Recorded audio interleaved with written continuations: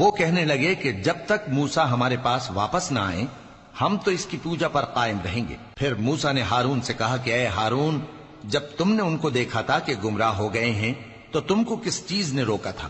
یعنی اس بات سے کہ تم میرے پیچھے چلے آؤ، بھلا تم نے میرے حکم کے خلاف کیوں کیا؟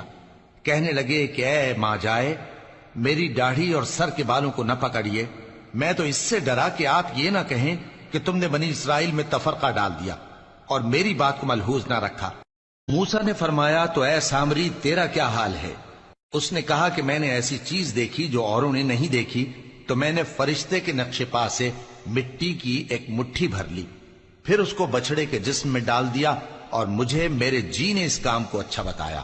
موسیٰ نے کہا جا، تجھ کو دنیا کی زندگی میں یہ سزا ہے کہ کہتا رہے کہ مجھ کو ہاتھ نہ لگانا، اور تیرے لیے ایک اور وعدہ ہے، یعنی عذاب کا جو تجھ سے ٹل نہ سکے گا، اور جس معبود کی پوجا پر تو جمع ہوا تھا اس کو دیکھ، ہم اسے جلا دیں گے، پھر اس کی راکھ کو اڑا کر دریا میں بکھیر دیں گے۔